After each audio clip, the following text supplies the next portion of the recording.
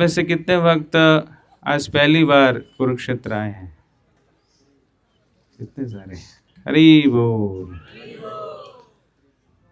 तो हम सबका परम सौभाग्य है कि इस स्थली पे आए, और जैसे ही आपका रजिस्ट्रेशन हुआ हुआ कुरुक्षेत्र, कितनों के मन में लड़ाई, युद्ध का सीन आना शुरू हो गया था कितनों के मन में। जैसे हम कुरुक्षेत्र सुनते हैं, हमारे मन में क्या विचार आता है?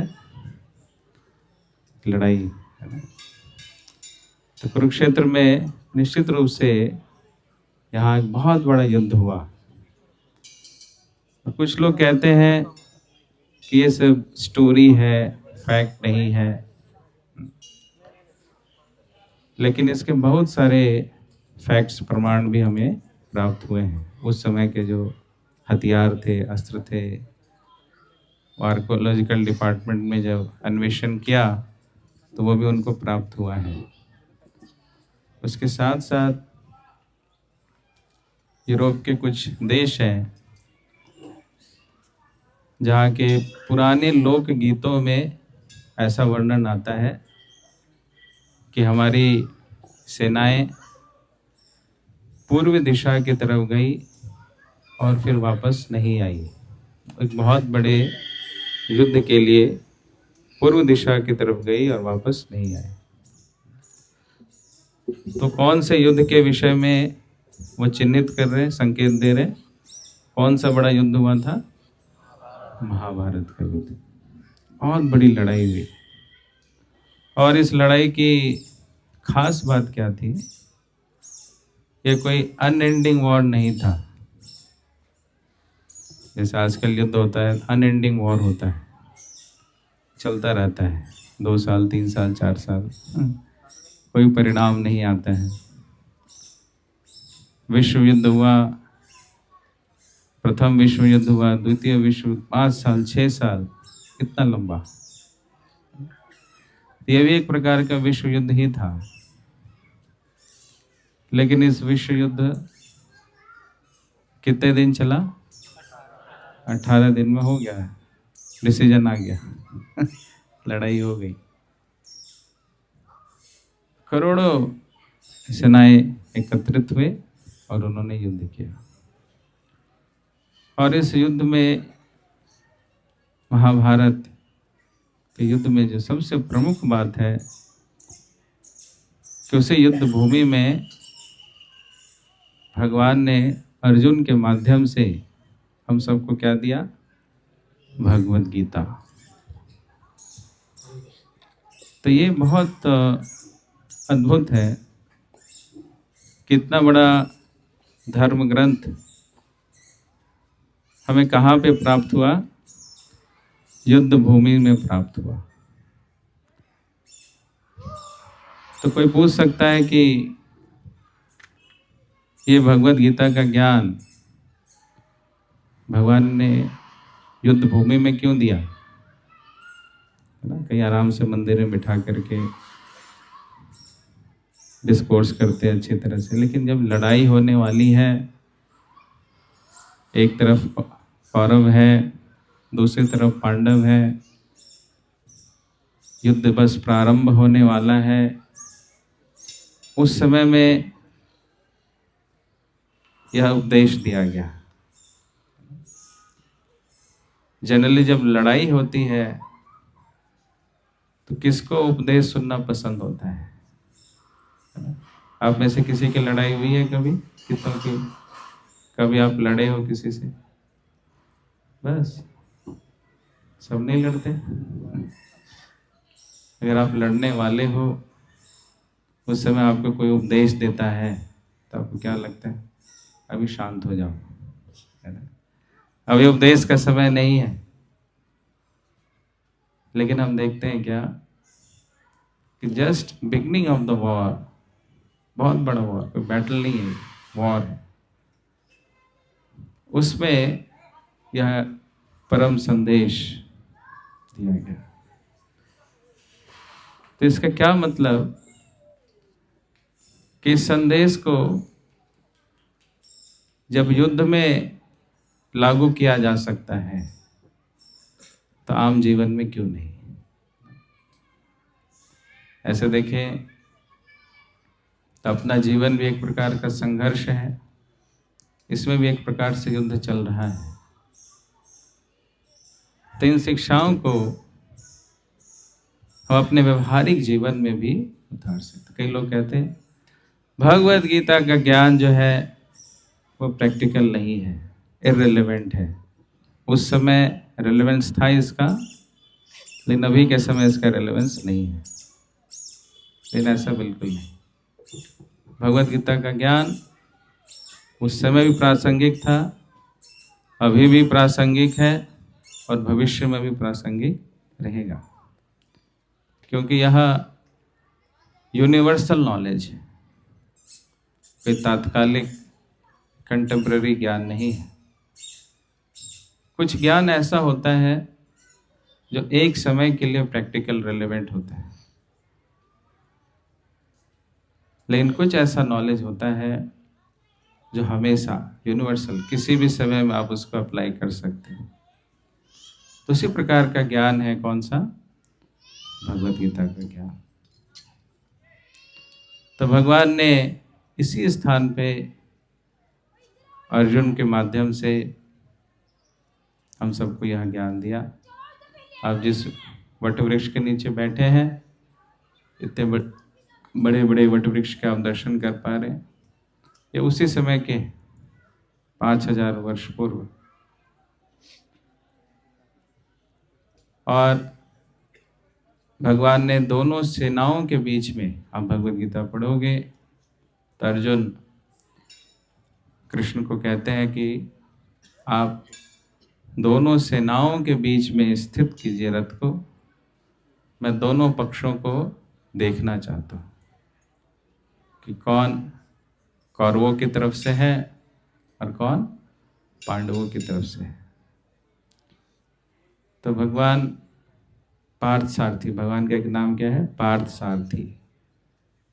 पार्थ मतलब अर्जुन, सारथी अर्जुन के जो सारथी बने। तो भगवान अपने भक्तों के लिए किसी भी प्रकार की सेवा करने में पीछे नहीं हटते। ऐसे देखें तो साधारण भाषा में सारथी ड्राइवर को कहते हैं, लेकिन कृष्ण अर्जुन के लिए ड्राइवर भी बनते हैं। और अभी के जो हम ड्राइविंग करते हैं तो हमारी गाड़ियों में इंडिकेटर्स होते हैं कि आपको लेफ्ट मुड़ना है तब लेफ्ट इंडिकेटर दबाओ, राइट मुड़ना है तो राइट। लेकिन उस समय में इस प्रकार का कोई सिस्टम नहीं था। तो अर्जुन को जब लेफ्ट मुड़ना होता था तो अर्जुन अपने बाएं पैर से कृष्ण के पीठ पे टच करते थे कि अब मुझे लेफ्ट मुड़ना है। राइट मुड़ना है तो राइट पैर से, स्ट्रेट जाना है तो बीच में। और युद्ध में कई बार लेफ्ट, कई बार राइट और कई बार स्ट्रेट।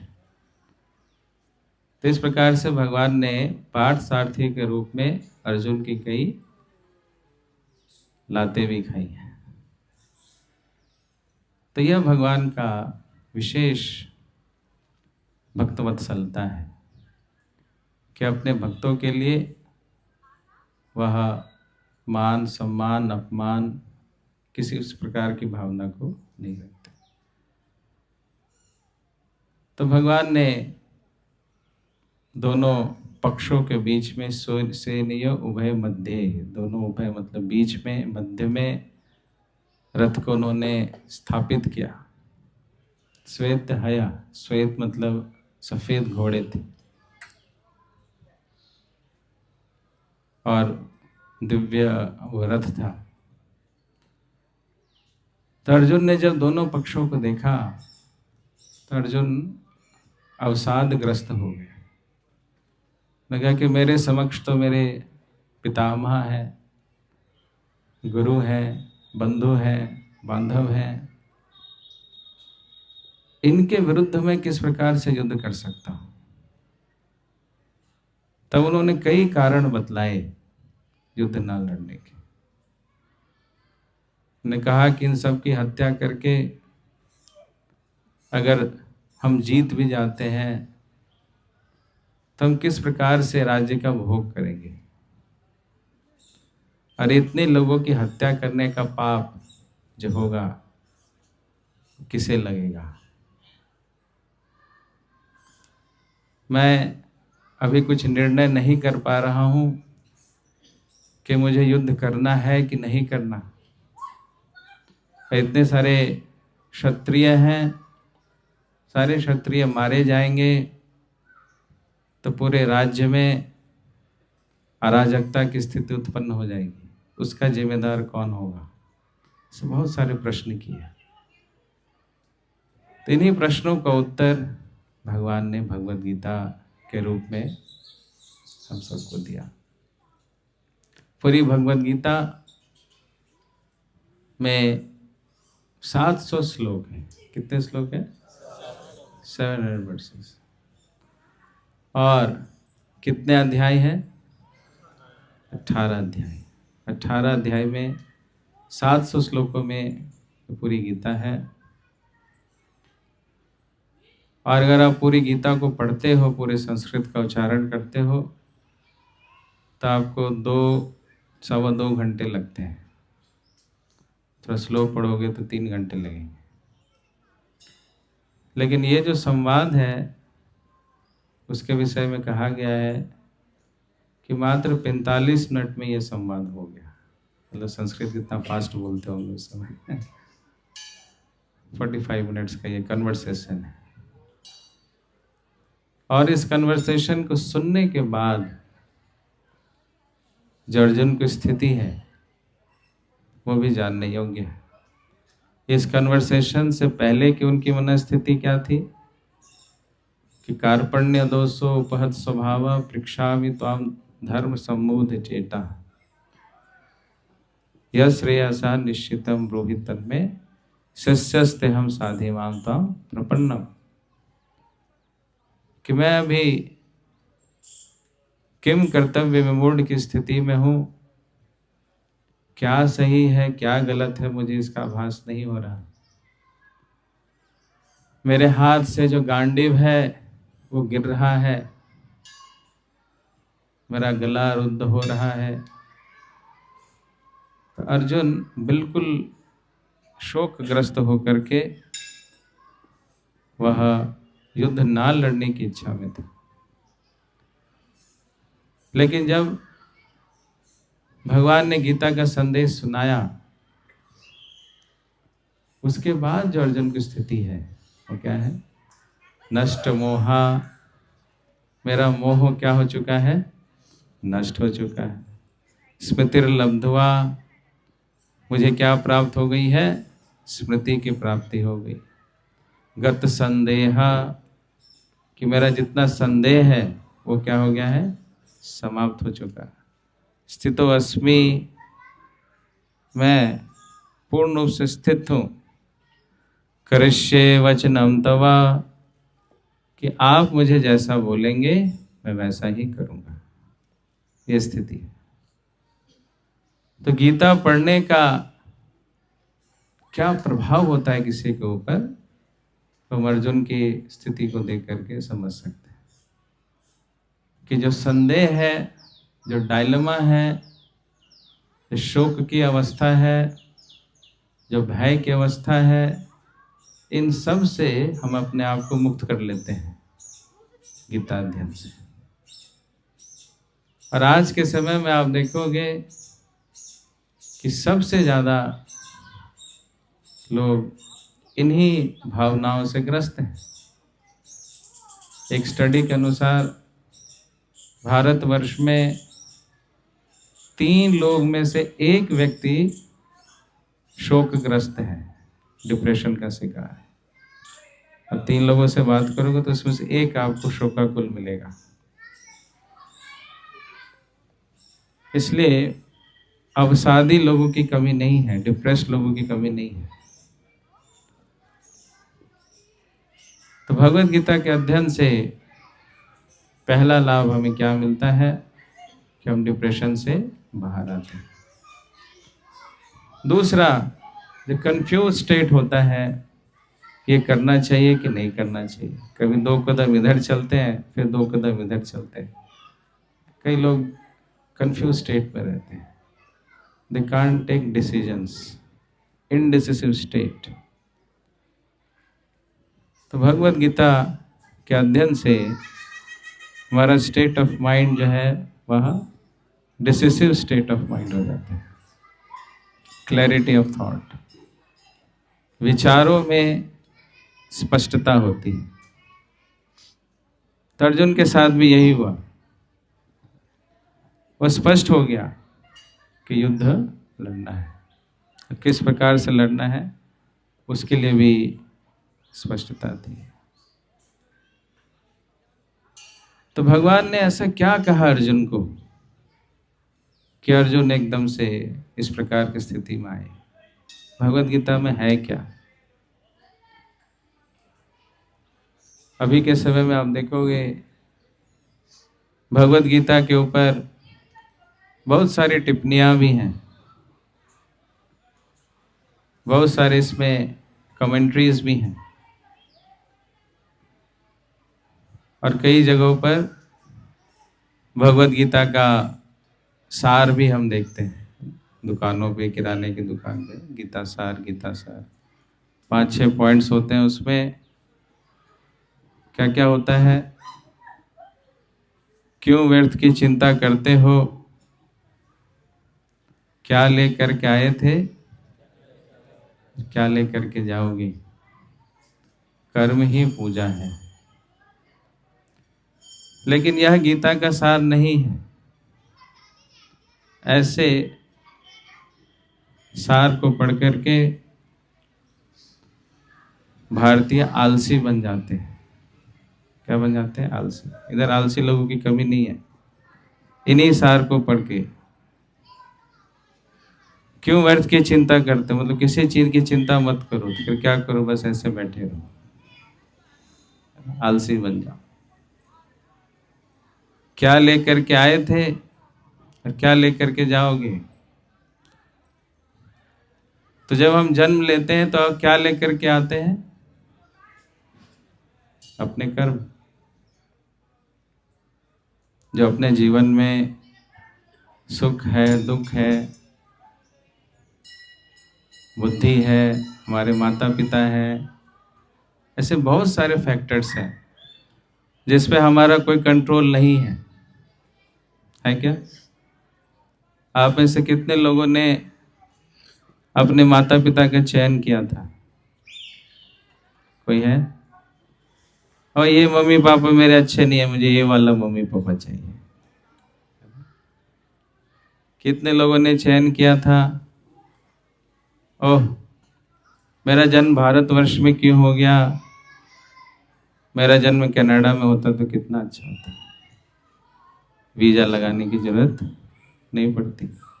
हमने चयन किया। ओ मेरा स्किन इतना काला क्यों है, थोड़ा गोरा होता तो कितना अच्छा होता। मेरी आंखें इतनी छोटी क्यों है, थोड़ा बड़ा हो जाता तो अच्छा हो जाता। तो ये इन चीज़ों का हमने क्या चयन किया? नहीं, हमें दिया गया। किस आधार पे दिया गया? तो क्या लेकर के हम आते हैं? अपने अपने कर्म। और क्या लेकर के जाएंगे हम यहाँ से? जो हमने कर्म किया है वही लेकर के जाते हैं। तो कोई अगर हम ऐसा बोले क्या लेकर के आए और क्या लेकर के जाओगे, तो अपने कर्म लेकर के और कर्म लेके जाएंगे।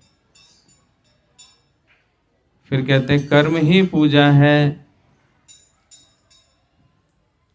कर्म करते जाओ, फल की चिंता मत करो। तो अगर कोई व्यक्ति है जो समझता है कि मेरा कर्म तो शराब पीना है, और ये गीता सार से उसने ये उठा लिया, कर्म करते जाओ, फल की चिंता मत करो। उसके लिए कर्म क्या है? शराब पीना। वो बोतल पे बोतल पिए जा रहा है, गीता सार सबको दिखा रहा है, कर्म करते जाओ, फल की चिंता मत करो, बॉटल पिए जा रहे हैं, तो इस व्यक्ति को आप क्या बोलोगे? गीता उसने समझी या नहीं समझी? नहीं समझी। तो ऐसे सार का, गीता सार का लोग मिसयूज करते हैं, क्योंकि वो ठीक से प्रेजेंटेशन नहीं है। कर्म भी अलग अलग प्रकार के होते हैं, कौन सा कर्म करने योग्य है, कौन सा कर्म करने योग्य नहीं है। तो इस प्रकार से जो वास्तविक संदेश है भगवान का, तो हमें वास्तविक टिप्पणी, जो उसकी टिप्पणी है, उससे सिर्फ गीता, आप मूल गीता पढ़ते हैं, सिर्फ गीता पाठ करते, कुछ लोग खाली गीता पाठ करते हैं, 700 श्लोक के सुबह शाम पाठ करते हैं, वो भी ठीक है, लेकिन गीता तब तक हमें समझ नहीं आती है जब तक भगवान के भक्त उस गीता को हमें नहीं समझाते हैं। जो जिस फील्ड का है, उस फील्ड का ज्ञान हमें उसी व्यक्ति से लेना चाहिए। मान लीजिए आपको न्यूरो साइंस के विषय में पढ़ाई करनी है और आप एस्ट्रोफिजिसिस्ट के पास चले गए। न्यूरो साइंस पढ़ने के लिए कहाँ चले गए? एस्ट्रोफिजिसिस्ट के पास। क्या आप मुझे न्यूरो साइंस पढ़ाओ? फिर क्या होगा? वो कुछ पढ़ा पाएगा? उसी प्रकार से भगवत गीता का ज्ञान भी उसी व्यक्ति से हमें ग्रहण करना चाहिए जो भगवत गीता को अपने जीवन में प्रैक्टिकली उतार रहा है, और विशेष रूप से जो भगवान का भक्त है। जो कृष्ण का भक्त नहीं है, भगवान का भक्त नहीं है, वो किस प्रकार से हमें भगवत गीता का संदेश समझा सकता है?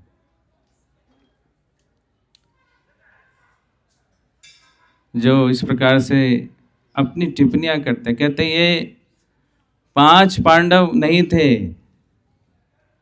ये क्या थे? ये हमारे 5 इंद्रियां हैं।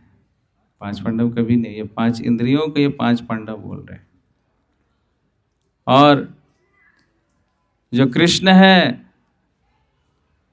कृष्ण जो बोल रहा है वो भगवान नहीं है। कृष्ण के अंदर से जो आवाज आ रही है, अंदर से, वो वाला भगवान है।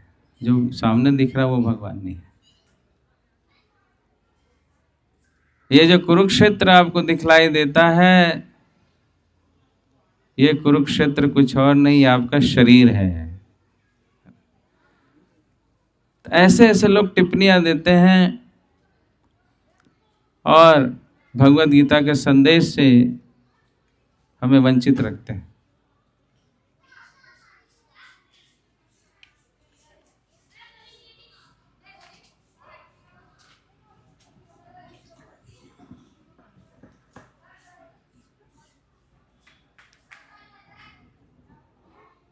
हरे कृष्ण। अब ठीक है आवाज? भगवत गीता के संदेश से हमें वंचित रखा जाता है, और ऐसी टिप्पणियों को पढ़ के लगता है ये बुक भी ऐसी है, इसमें श्रद्धा नहीं होती है। इसलिए भगवत गीता भी पढ़नी है तो उनसे पढ़नी है जो कि इस गीता को जीते हैं। गीता पे मरने और मारने वालों की कमी नहीं है, फट से तलवार उड़ जाता है, लेकिन गीता पे जीने वालों की कमी है। बहुत कम लोग हैं जो भगवत गीता पे अपना जीवन व्यतीत करते हैं। तो इसलिए प्रभुपाद जी, जो कि भगवान के परम भक्त, शुद्ध भक्त हुए हैं, परंपरा के माध्यम से उन्होंने भगवत गीता हमें दिया। उस भगवत गीता को आप पढ़ते हो तो आपको स्पष्टता होती है, क्लैरिटी होती है कि क्या सत्य है, क्या असत्य है, क्या किस प्रकार से हम इसको अपने व्यवहारिक जीवन में अंगीकार कर सकते हैं।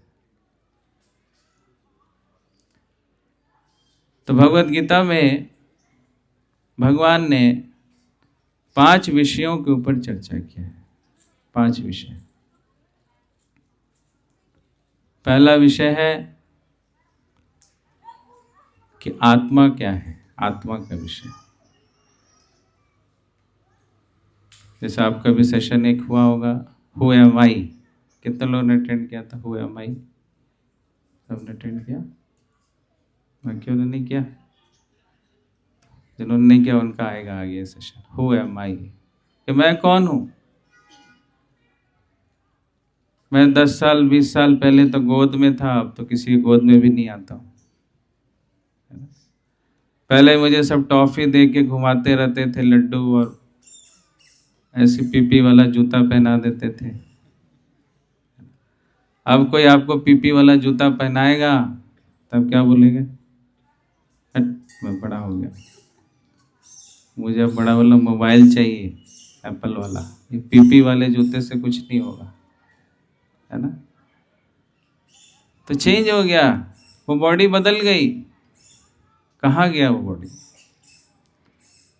फिर 20 साल के बाद अलग स्थिति होगी, उसके 20 साल का अलग स्थिति हो जाएगी। तो कौन बदल रहा है और कौन नहीं बदल रहा है? तो अगर कोई व्यक्ति अपने आप को शरीर से आइडेंटिफाई करेगा तो उसको बहुत कष्ट होगा। वो बचपन के दिन कितने अच्छे थे, स्कूल वाला दिन कितना अच्छा था, तो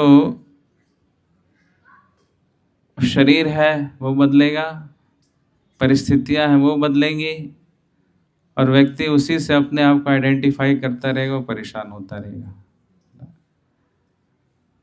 इसलिए प्रथम संदेश जो कृष्ण ने अर्जुन को दिया, वो क्या दिया? आत्मा का। आत्मा नहीं बदलती है। देहिनो अस्मिन् यथा देहे कौमारम यौवनम जरा तथा देहांतर प्राप्ति धीरस तत्र न मुह्यति। किसी देह में हमने कई देह को हमने बदल लिया है। तो इसी प्रकार से नयनम छिंदन्ति शस्त्राणि नयनम दहति पावकः न चैनम क्लेदयन्ते आपो न श्वसति मारुतः। इस आत्मा को न शस्त्र काट सकती है, न हवा सुखा सकती है, न पानी गीला कर सकती है, न अग्नि इसको जला सकती है। ये शाश्वत है। न हन्यति न हन्यमाने शरीरे। शरीर का नाश होता है लेकिन आत्मा का नाश कभी भी नहीं होता। इसलिए आप देखोगे जब युद्ध होता है तो उसको पहले गीता पढ़ाया जाता है। आर्मी में युद्ध होने से पहले गीता पढ़ो। या कोई मरने वाला होता है तो उसके आगे हम बोलते हैं इसको गीता सुनाओ। क्यों? इसको अन्य कुछ क्यों नहीं सुनाते? गीता क्यों? क्योंकि गीता में दूसरे अध्याय में आत्मा के विषय में चर्चा की गई है, और उसके इस भय से मुक्त किया जाता है कि तुम्हारा शरीर ही छूट रहा है और कुछ नहीं छूट रहा है, तुम तो एज इट इज हो। वासांसि जीर्णानि यथा विहाय नवानि गृह्णाति नरोपराणि। कि जिस प्रकार से पुराने वस्त्रों को छोड़कर हम नए वस्त्र धारण करते हैं, उसी प्रकार से जीवात्मा पुराने देह को त्याग करके नया शरीर धारण करता है। आपको कुछ नहीं होगा, आपका शरीर जाएगा। तो जब यह कोई सुनता अच्छा मुझे कुछ नहीं होगा, फिर तो ठीक है, शरीर तो बूढ़ा हो गया था, ऐसे जाने तो कोई बात नहीं। तो इस ज्ञान को सुन करके शारीरिक भय से व्यक्ति मुक्त हो जाता है। इसलिए युद्ध से पहले गीता सुनाया जाता है, मृत्यु से पहले गीता सुनाया जाता है। तो भगवत गीता में प्रथम संदेश जो भगवान ने दिया वह आत्मा का, हु एम आई। फिर दूसरा संदेश दिया why am I. Who am I समझ तो आ गया, मैं आत्मा, अब क्या करूं? आत्मा भटक रही है इधर से उधर। अब नेक्स्ट क्या? आत्मा हूं तो अब क्या करूं? किस लिए बनाया मुझे? मैं किसका अंश हूं? तो आत्मा के ज्ञान के बाद जो दूसरी प्रमुख शिक्षा है वह है परमात्मा। बिना परमात्मा के आत्मा का अस्तित्व का कोई महत्व नहीं है। गीता में भगवान कहते हैं ये जितनी आत्माएं हैं, ममैव वांशो जीव लोके जीवभूता सनातनः मनः षष्ठानि इंद्रियाणि प्रकृतिस्थानि कर्षति। कि जितने भी जीवात्माएं हैं वो सारे के सारे किसके अंश हैं? मेरे अंश हैं। सभी आत्माएं परमात्मा के अंश हैं। तो सिर्फ आत्मा के ज्ञान से काम नहीं चलता है, इसके ऊपर का ज्ञान है क्या? परमात्मा। और आत्मा को परमात्मा से जोड़ने की विधि को ही योग कहा जाता है, कनेक्शन। वो सारी प्रक्रियाएं जिसके माध्यम से हम कृष्ण से, भगवान से अपने आप को जोड़ते हैं, उसको योग कहते हैं। लेकिन दुर्भाग्यवश आजकल लोगों ने योग को केवल व्यायाम तक सीमित रखा है। योग का मतलब क्या? एक्सरसाइज। योगा डे मनाते हैं। That is not yoga day, that is exercise day और व्यायाम डे। जब आप योग शब्द का इस्तेमाल करते हो तो इसमें जुड़ना होता है। तो किससे जुड़ना है? भगवान से।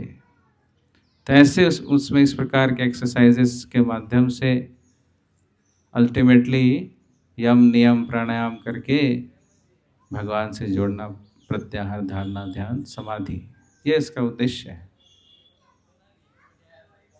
तो इसका ज्ञान भी उतना ही आवश्यक है परमात्मा का। लेकिन दुर्भाग्यवश भगवान के नाम में बहुत सारे कन्फ्यूजन है, लोगों को पता ही नहीं, क्लैरिटी नहीं। किसी पता नहीं किसको किसको लोग भगवान बना देते हैं। एक दुकानदार है, अपने ग्राहक को ही भगवान बना देता है। मेरे भगवान तो कौन है जी? मेरे ग्राहक ही भगवान है, उसकी पूजा करो। माता पिता है तो उनके बच्चे भगवान है, अब बच्चे हैं तो उनके माता पिता भगवान हो गए। देश में कोई रहता है, उसका देश भगवान बन गया। तो ऐसे कितने भगवान हैं, किसके किसके हम पूजा करें? 84 करोड़ भगवान, कितने भगवानों की सेवा करें? तो भगवान के नाम पे बहुत कन्फ्यूजन। कई कहते हैं भगवान तो, कुछ तो कहते हैं भगवान है ही नहीं, नास्तिक। कुछ कहते हैं भगवान तो ज्योति है। ज्योति है वो, लाइट है, हवा है, दिखता नहीं है, निराकार, निर्विकार। तो इस प्रकार से भगवान के नाम पर बहुत कन्फ्यूजन है। तो उसी कन्फ्यूजन को गीता में स्पष्ट किया जाता है कि भगवान है कौन, इतने सारी देवी देवता, जो 84 करोड़ देवी देवता, वो कौन है, उनकी क्या स्थिति है, वो सब कृष्णा बहुत ही स्पष्ट रूप से बतलाते हैं। दूसरा ज्ञान। तीसरा ज्ञान वो देते हैं कि हम किधर हैं, कहाँ पर है और कहाँ को जाना है। ये भौतिक प्रकृति क्या है, मटेरियल नेचर क्या है, ये कैसे एक्ट करता है, सतोगुण, रजोगुण, तमोगुण किस प्रकार से इंटरैक्ट करती है, इतनी वैरायटीज कैसे हैं। हर एक चीज़ में वैरायटी देखते हैं, खाने पीने से लेकर के, वस्त्र से लेकर के, मनुष्य से पशु पक्षी, सब में आप देखते हो वैरायटी है क्या? इतनी वैरायटी कहाँ से, क्या इंटरेक्शन है जिसके माध्यम से इतनी वैरायटीज प्रकट हो रही है? तो भौतिक जगत किस प्रकार से इंटरैक्ट करता है, उसके विषय में प्रकृति के 3 गुण चर्चा करते हैं। और ये प्रकृति भी कितने प्रकार की होती है, भौतिक प्रकृति क्या है, आध्यात्मिक प्रकृति क्या है, वो बतलाते हैं। और उसके बाद चौथा विषय बतलाते हैं कि कर्म क्या है। कर्म की जो गति है वो बहुत गहन है। गहना कर्मणो गति ही बोद्धव्य विकर्मणः बोद्धव्य अकर्मणः। कर्म विकर्म सकाम कर्म। तो कर्म के विषय में चर्चा करते, क्योंकि बिना कर्म के हम रह नहीं सकते। हर एक क्षण हमें कुछ ना कुछ कर्म करना ही पड़ता है। तो क्या कर्म करने से क्या परिणाम मिलता है, कर्म की कितनी डिविजन्स हैं, प्रकार हैं, श्रेणियां हैं, इसके विषय में चर्चा करते हैं। और फिर काल, टाइम। कालो अश्मि लोक क्षय कृता, कि मैं कौन हूँ, काल हूँ। काल से ही, काल के प्रभाव में ही क्षय होता है।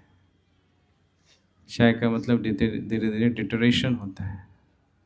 तो इन 5 विषयों के ऊपर ये जो ज्ञान है भगवद गीता में कृष्ण ने अर्जुन को दिया। तो 700 श्लोक है। इन सभी श्लोकों में आप कहेंगे मेरे पास इतना टाइम नहीं है गीता पढ़ने का, तो पूरे गीता को 4 श्लोकों में कंसाइज किया गया, जिसको कहते हैं क्या, चतुर्श्लोकी भगवद गीता। चतुर्श्लोकी भगवद गीता 10वें अध्याय के 8, 9, 10 और 11, ये 4 श्लोक हैं। इसको चतुर्श्लोकी गीता कहा जाता है। फिर कहा, कोई कहे कम इन 4 श्लोकों को पढ़ने का भी समय नहीं है, हम बहुत बिजी हैं, बहुत कुछ करना पड़ता है, आपको नहीं पता। फिर कहते हैं अगर इन 4 श्लोकों को पढ़ने का समय नहीं है तो एक श्लोक आप समझ जाओ, बस वही गीता का सार है। पूरे भगवद गीता का यह सार है। 18वें अध्याय का 66 नंबर श्लोक, आप मेरे साथ दोहराइए। सर्वधर्मान परित्यज्य मामेकं शरणं व्रज अहं त्वां सर्वपापेभ्यो मोक्षयिष्यामि मा शुचः। इसमें कृष्ण कह रहे हैं कि अगर कोई मुझे शरणागत हो जाता है, जैसे आप सब अभी धूप में आए और शरणागत हो गए, शरण में आ गए, किसके शरण में, इस वट वृक्ष के शरण में आए, तो ठंडक की अनुभूति हो रही है। वट वृक्ष की छाया के अंतर्गत हम आ गए तो हमें ठंडक की अनुभूति होती है।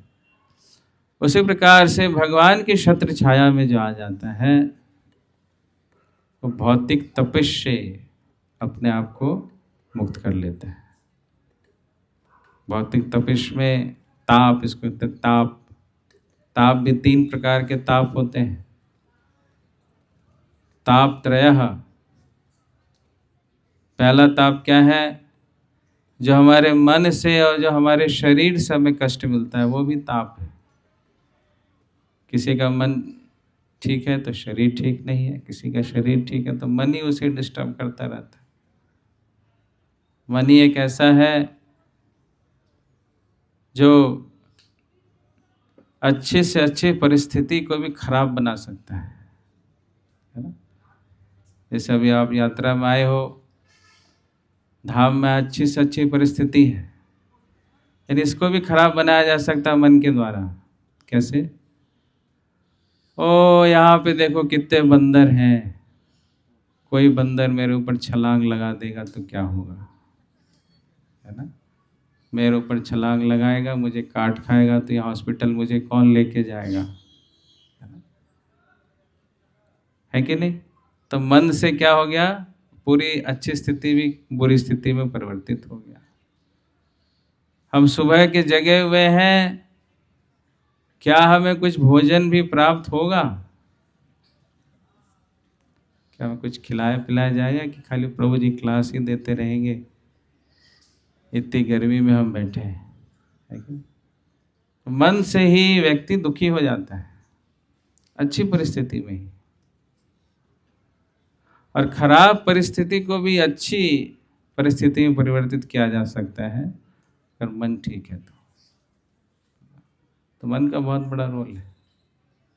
तो मन से भी लोग कष्ट में रहते हैं, तो ये भी एक प्रकार का तपिश, जिसको आध्यात्मिक क्लेश कहते हैं।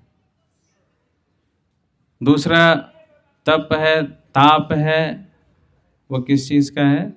आधि भौतिक, कि दूसरे लोग, दूसरे जीव जो हमें परेशान करते हैं।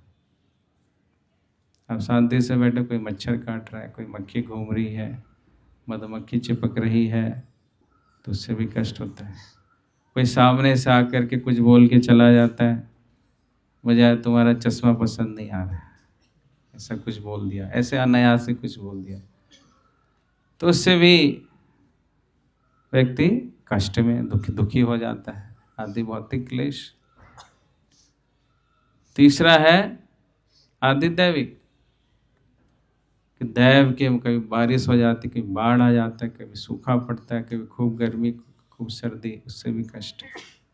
तो कृष्ण कहते हैं कि अगर मेरे कोई शरणागत हो जाता है, मेरी संरक्षण में आ जाता है, तो इन तीनों तापों से अपने आप को मुक्त कर देता है।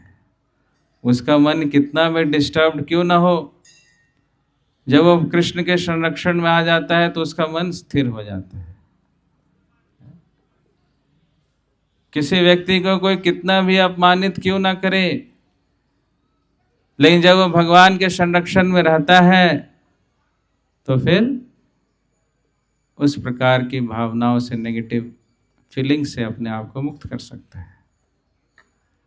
और चाहे प्राकृतिक किसी प्रकार की आपदा क्यों ना आए, अगर वो भगवान के शरणागत है तो उससे भी ऊपर उठने की शक्ति रखता है।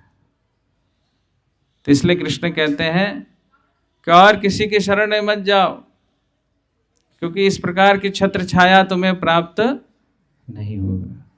इस प्रकार की छत्र छाया मैं तुम्हें दे सकता हूं। लोग अन्य अन्य प्रकार की छत्र छाया में जाते हैं और दुखी होकर के वापस लौट जाते हैं। उम्मीदें पाल के बैठते हैं कि वो मेरा भला करेगा, वो मेरा भला करेगा, लेकिन लास्ट में कोई किसी का भला नहीं करता, दुख ही प्राप्त होता है। तो इसलिए शरणागति, भगवान कहते हैं मेरे शरण में आइए और मैं आपके सारे तप को, ताप को, कष्ट को, क्लेश को मोक्षयिष्यामि मा शुचः, मैं मुक्त कर दूंगा। तो ये पूरे भागवत गीता का निष्कर्ष है। शरणागति, coming to the shelter of Krishna, surrender unto me, भगवान के शरणागत होना। तो इस भगवद गीता ये हमारी संस्कृति का मूल ग्रंथ है। इसके महात्म्य में बताया गया है, गीता सुगीता किमन्य शास्त्र विस्तरे ही। कितने सारे शास्त्र हैं जिसको पढ़ने का हमारे पास समय नहीं है। इतने उपनिषद हैं, वेद हैं, पुराण हैं, संहिताएं हैं, बहुत कुछ है। इन सब का जो निचोड़ है वो आपको किस में प्राप्त हो जाता है? भगवद गीता में। तो ये ऐसा प्रमाणिक और बहुत ही शक्तिशाली ग्रंथ है। लेकिन समस्या क्या है कि सबके मन में ये बैठा है गीता तो मरने के समय पढ़ना है। जब कोई मरने लगे तो उसके हाथ से गीता बंटवा दो, 108 गीता बंटवा दो, गोदान करा दो, गीता बंटवा दो, उसकी मुक्ति हो जाएगी। तो गीता को मरने से पहले पढ़ना है या जीने से पहले पढ़ना है? कितने लोग कहते हैं मरने से पहले, कितने कहते हैं जीने से पहले? सब बोलते गुड। जीवन जीने की कला, art of living. Art of living एक संस्था है, लेकिन गीता नहीं पढ़ाती है। एक्चुअल आर्ट ऑफ लिविंग कैसे पता चले, हमें जीना कैसे है, जीवन जीने की वास्तविक कला क्या है, वह भगवत गीता से ही पता चलता है। तो जब हम जीवन की शुरुआत करते हैं, जब कुछ कुछ समझ में आने लगता है, तभी से ही भगवत गीता पढ़नी चाहिए। इसलिए भागवत में कहा गया है, कौमारम आचरित प्रज्ञा धर्मान भागवतन इह दुर्लभम मानुषम जन्मा तदपि अध्रुवम अर्थदम, कि 5 वर्ष की अवस्था से ही व्यक्ति को गीता पाठ करना चाहिए। आप में से कितने लोगों ने 5 वर्ष की अवस्था से गीता पढ़ना शुरू किया? किसी ने नहीं? लेट हो गए। आप में से कितने लोग अब से शुरू कर दिया, अब तो पढ़ना शुरू कर दिया? काफी लोग हैं। किन्होंने अभी तक शुरू नहीं किया, आज से शुरू करेंगे। कुरुक्षेत्र से पढ़ लेते हैं कि आज से हम प्रतिदिन भगवत गीता पढ़ेंगे। गुड। तो शुभस्य शीघ्रम, शुभ को एकदम से प्रारंभ करना चाहिए। तो जीवन जीने की कला जो है, वह जीवन के प्रारंभ में ही समझने का प्रयास करना है, फिर जीवन जीने का आनंद आएगा।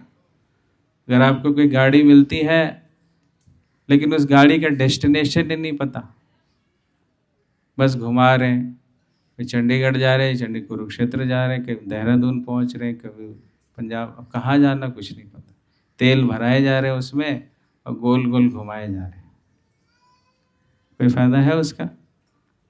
कुछ लोग होते हैं जो ब्लैक बाइक, ब्लैक कपड़े पहन के, ब्लैक चश्मा लगा के पहुंच जाते हैं कहाँ पे? रोहतांग पास, ना उधर लद्दाख में वादियों में घूमेंगे, फिर वापस आ जाएंगे। क्या फायदा इसका? ये मनुष्य जीवन ऐसे बाइक घुमाने के लिए रोहतांग पास पे उसके लिए मिला नहीं। ऐसे तो कई चील, कौवे, वल्चर घूमते रहते हैं। कृष्णा भी क्या बोलेंगे, देखो इसको इतना अच्छा शरीर दिया, ये घूम रहा है, इसको वही वाला शरीर दे दो, आसानी से घूमेगा। तो वह जो जीवन है मनुष्य का, वो इसी बात को समझने के लिए है कि जीवन क्यों मिला है, इसका उद्देश्य क्या है, किस प्रकार से हम भगवान के शरणागत हो सकते हैं। तो इसलिए आज आप सब इधर आए हो, बहुत अच्छा आपने एक इनिशिएटिव जिसको कहते हैं, you took a bold step. बाकी आपके जो फ्रेंड्स होंगे, आपको कुछ लोग कहते होंगे अरे मत जाओ इस कैंप में, इस्कॉन के कैंप में जाओगे ये तुम्हें बाबा जी बना देंगे, है ना? कितनों को ऐसा सुनने को मिला? कुछ लोग हैं ऐसे बोलते हैं ना, ये तुम्हें कहीं का नहीं छोड़ेंगे, धोबी का कुत्ता, ना घर का ना तुम्हें माया मिलेगी। राम तो मिल ही नहीं सकते, तुम देख के लगता तुम्हें राम तो मिलेंगे नहीं। तो इस प्रकार से हमें कंफ्यूज कर देते हैं। हमारा समाज ही हमें आध्यात्मिक प्रगति करने से रोकता है।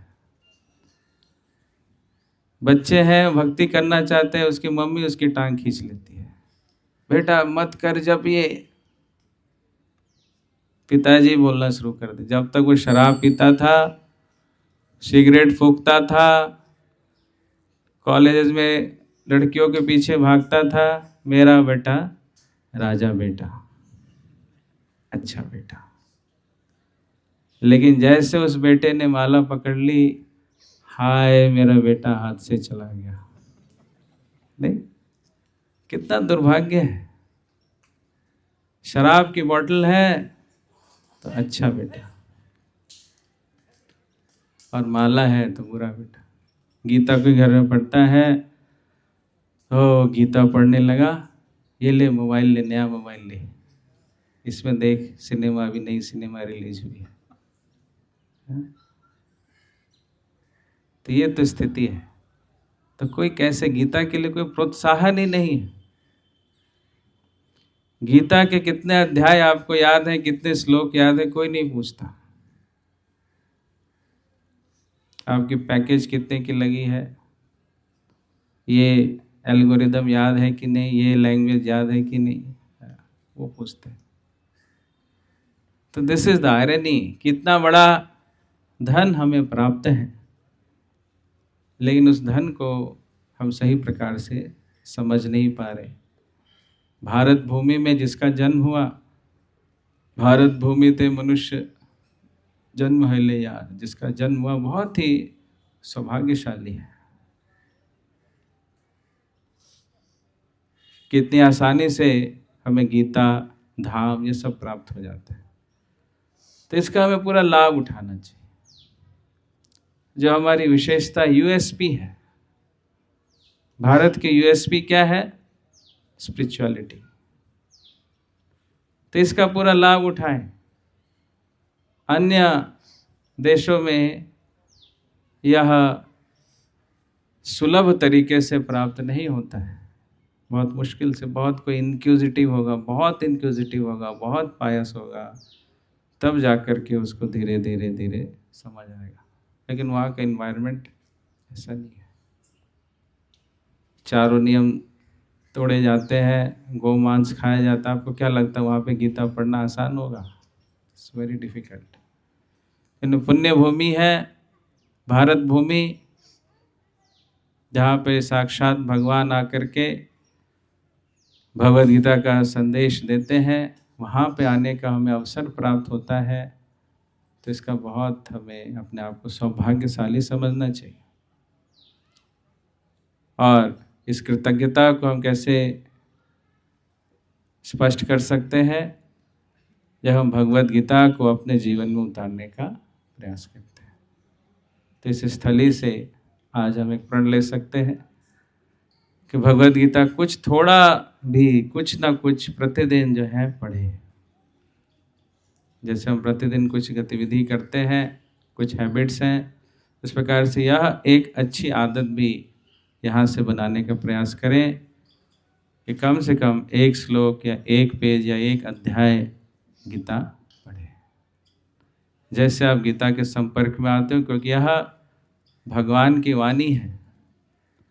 भगवान के चरणों से गंगा निकली है, गंगा में हम स्नान करते हैं, अपने आप को शुद्ध करते हैं। और भगवद गीता तो भगवान के मुख से निकली है, वह भी एक प्रकार की गंगा है। गीतामृतम, यह अमृत है। तो इस गंगा में कोई स्नान करता है तो इस भव सागर के कलमश से अपने आप को मुक्त कर सकता है।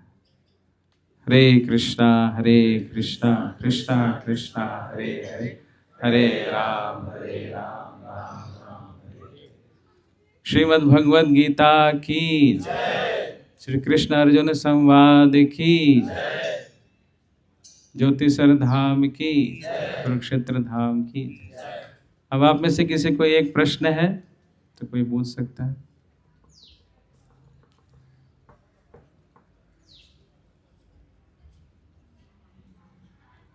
Any question? आपके मन में कुछ ऐसा प्रश्न आ रहा हो तो आप पूछ सकते हैं।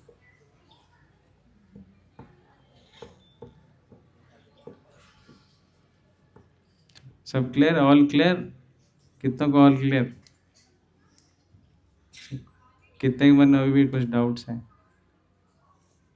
नहीं, गुड। आपके मन में है, पूछिए, खड़े होके पूछिए।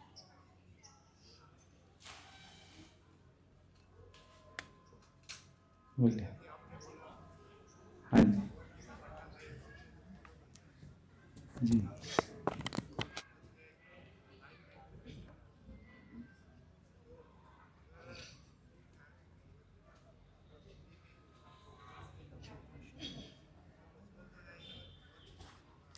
संस्कृत में है, कैसे उसको समझे? तो आपको जान के खुशी होगी कि भगवत गीता को 80 से भी ज़्यादा भाषाओं में ट्रांसलेट किया जा चुका है। हरि बोल।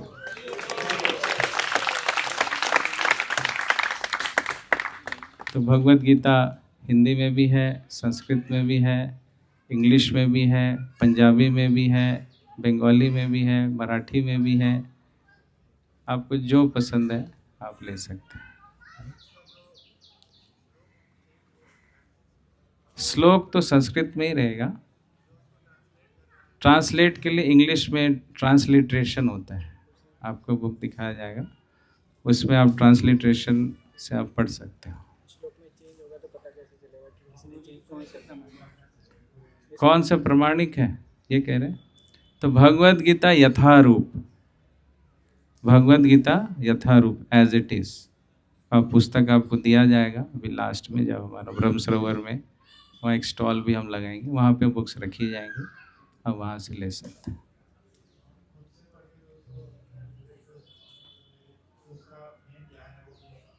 हाँ, तो इसलिए खुद से भी पढ़ना है। आपकी क्लासेस होंगे। आप कौन से कॉलेज से आए हो? सीयू से। तो सीयू में हमारे रेगुलर प्रोग्राम्स होते हैं।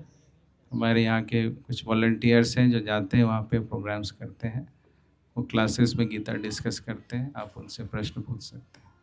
ठीक। और कोई प्रश्न?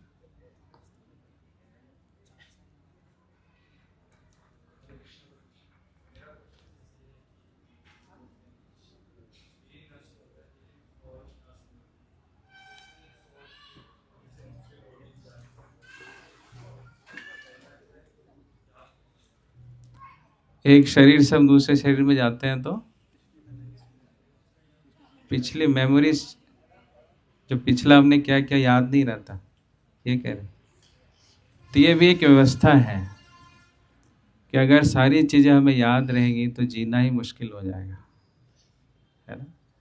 अब इस जीवन के जब दुख वाली चीज़ें हम थोड़ी सी हमें याद रहती है तो आगे का जीवन कितना खराब हो जाता है। मान लो कोई एग्ज़ाम में फेल हो गया, उसकी अच्छी याद है या बुरी याद है?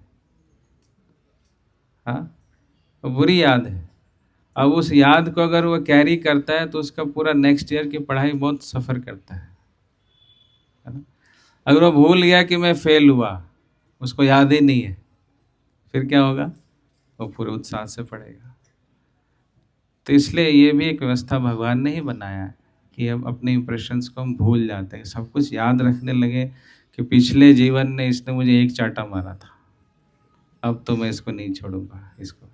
अरे पिछले जन्म इसमें 10,000 रुपये लिए थे, अभी तक नहीं दिया, अब सूद समेत इससे वापस लूंगा।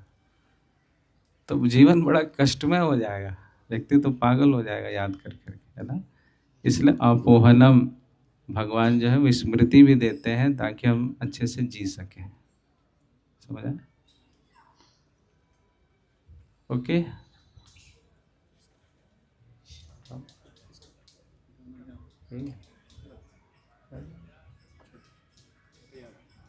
ओके। हाँ हाँ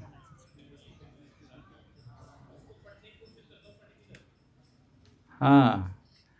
आप में से कितने लोगों ने स्मोकियों को देखा है, सुट्टेबाजों को देखा है? सबने देखा है, क्या बात है।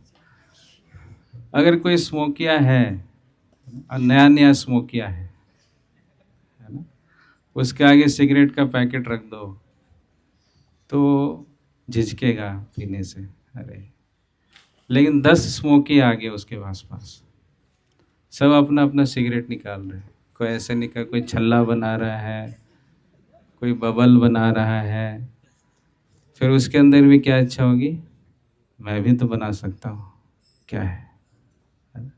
तो संग से हमें शक्ति मिलती है। तो गीता पढ़ने की शक्ति भी आपको कैसे मिलेगी? संग से। जब 8-10 लड़के आप लोग इकट्ठे होकर के चलो आज गीता पढ़ते हैं, तो इसलिए इस प्रकार का आयोजन किया जाता है। जैसे आप अभी 300 स्टूडेंट्स आए हो तो आपको यहाँ इकट्ठे आकर के एक शक्ति मिल रही है। कितनों को शक्ति मिल रही है? सबको बोले, this is called power of association. तो जब हम संगत करते हैं ऐसे लोगों का, जिनको गीता में इंटरेस्ट है तो वहाँ से हमें शक्ति मिलती है और फिर हम भगवत गीता पढ़ने के लिए प्रेरित होते हैं। समझ गए?